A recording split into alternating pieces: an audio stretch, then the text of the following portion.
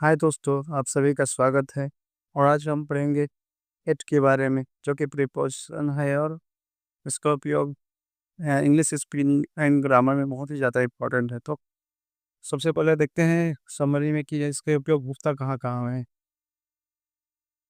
Third के उपयोग होता है किसी पॉइंट को दर्शाने में, प्रिसाइज टाइम को दर्शाने, स्टेट और सिचुएशन को दर्शाने में। सिचुएशन, स्टेट, टाइम और किसी पॉइंट को दर्शाने के लिए एट का उपयोग किया जाता है। अब समझेंगे इसके एग्जाम्पल्स। जैसा है पहले लोकेशन, एट का उपयोग पहले लोकेशन के लिए होता है, जिसमें लोकेशन को दर्शाया जाता है। एग्जाम्पल्स देखेंगे तो ये ज़्यादा समझ में आएगा। और यह बात को ध्यान में रखना है कि आपको एट को रटना नहीं है, आपको बस समझना है। ग्रामर पर रहे हैं तो ठीक है, लेकिन अगर आप इंग्लिश स्पीकिंग सीखना चाहते हैं, बोलना चाहते हैं, तो आपको प्रैक्टिस होना चाहिए, सेंटेंस की रटा रटा होना चाहिए। हमने कभी हिंदी में ग्रामर नहीं पढ़ा, लेकिन फिर भी हम फ्लुएंट हिंदी बोल सकते हैं। इसका कारण यही है कि हम लोग रटायड हो, क्या बोलना है वो बोल देते हैं खुद से। तो ये भी इसको यही तरीका आपको इंग्लिश के लिए अपनाना है। उसके लिए आपको रटायड बनने के लिए लिसनिंग करना है, स्पीकिंग करना है, राइटिंग करना है, रीडिंग करना है। तब आपका ट्रांसलेशन जो हैबिट है वो ख़त्म होगा और आपका इंग्लिश फ्लुएंट होगा और कॉन्फिडेंट ढंग से इंग्लिश बोल पाएंगे। तो देखते हैं इसका उपयोग कैसे होता है। पहला लोकेशन के लिए होता है इसका। अब देखते हैं examples. I am at home now, मैं भी घर पे हूँ। She is at work until 6 PM, वो अभी काम पर है। 6 बजे तक the kids are at school, बच्चे स्कूल में हैं। I waited at bus stop, मैंने बस स्टॉप पर इंतजार किया। We arrived at airport early, हम एयरपोर्ट पर जल्दी आए। इज एट ट्रेन स्टेशन, वह ट्रेन स्टेशन में है। इज एट डोर, वह डोर के पास है या डोर में है। They are waiting at entrance, they are, वो ट्रेन्स के पास इंतजार कर रहे हैं। We met at park yesterday, हमने कल पार्क में मुलाकात की। They are eating at restaurant, वे रेस्टोरेंट पर खाना खा रहे हैं। तो इसमें सभी में देखिए लोकेशन को जा रहा है। I am at home now and work at school, at bus stop, at airport, at train station, at the door, at the entrance, at the park, at the restaurant. आप देखते हैं कि एट का उपयोग टाइम के लिए कैसे होता है। The party ended at midnight, इसमें एक मिडनाइट टाइम है। इसमें लेट्स मीट एट नून, चलो दोपहर को मिलते हैं। आई वेक अप एट 7 o'clock, मैं 7 बजे उठता हूँ। We went for walk at sunrise, हम वॉक पे गए सूर्यास्त के समय,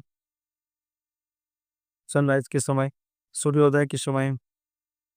the sky looks beautiful, sky जो आकाश है वो बहुत ही सुंदर लगती है जब सूर्यास्त होता है। तो I can not talk eight the moment, मैं अभी इस समय बात नहीं कर सकता। At present I am busy, अभी मैं बहुत बिजी हूँ। दे अराइव्ड एट सेम टाइम, वह दोनों सेम टाइम पे आए। जितना भी लोग हैं वो सेम टाइम पे आए। You can call me at any time, तुम मुझे किसी भी समय कॉल कर सकते हो। Is usually at lunch at PM, वो ज़्यादातर इस समय 1 बजे लंच पर होता है। इसमें देखिए एट का उपयोग टाइम के लिए वो हुआ है। एक बार और बता चुका हूँ, इसके से आपको रीजन भी होगा और अच्छे से रिकॉल कर पाएंगे। At midnight, at noon, at 7 o'clock, at sunrise, at sunset, at the moment, at present, at the same time, at any time, at lunch. अब इसका उपयोग होता है इवेंट और सिचुएशन को दर्शाने में। I met her at party, मैंने उससे पार्टी में मुलाकात की। इज एट मीटिंग नाउ, वह अभी मीटिंग में है। We were at concert yesterday, हम कंसर्ट में थे कल। शी लुक्ड ब्यूटीफुल, वह बहुत सुंदर थी शादी में। They are at festival in Jaipur, वे त्योहार में है जयपुर में। इज स्पीकिंग एट कॉन्फ्रेंस, वह कॉन्फ्रेंस में बोल रहा है। I was at loss for words, मैं मेरे पास शब्द नहीं थे। The crops are its risk, crops जो फसल है वो रिस्क में है, खतरे में है। Is at fault for the accident, उसकी गलती एक्सीडेंट के लिए है। सी इज फाइनली एट पीस, वह फाइनली शांति में है। देखिए इसमें सबका उपयोग जैसे इवेंट के लिए है तो at party, at meeting now, at concert, at wedding, at festival, at conference. But at last forward है वो सिचुएशन के लिए है। At risk, at fault, at peace. अब होता है एट का उपयोग फोकस एक्शन और या इलिम्स के लिए। They the keys at bottom of the bag, जो चाबी है वो बॉटम में है, बैग के नीचे में, सबसे निचली भाग में है। Keys at the top of इस क्लास, वो क्लास के सबसे ऊपर है। यहाँ फोकस किया जा रहा है। I understood the problem at a glance, मैंने प्रॉब्लम को एक ही ग्लैंस में समझ लिया, कि बार में समझ लिया। इसमें है वर्क, एक्शन हो रहा है यहाँ। At first I was confuse, पहले तो मैं कन्फ्यूज था, एक्शन हो रहा है। He finish the work at last, उसने लास्ट में वर्क फिनिश किया। The soldier stood at ease, तो सोल्जर्स है वो ईज में थे, कंफर्टेबल थे। The criminal is at large, she is at kind, at heart, वो दिल से दयालु है। They are at words, word decision, वो डिसीजन को लेकर डिफरेंसेस है दोनों के बीच में। At work, hard work is at work behind is success, जो वो वर्क के टाइम हार्ड वर्क करता है वो का कारण है जो वो बहुत ही सक्सेसफुल है। तो ये हमने देखा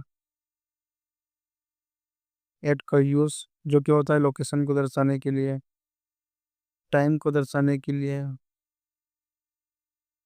किसी इवेंट और सिचुएशन को दर्शाने के लिए।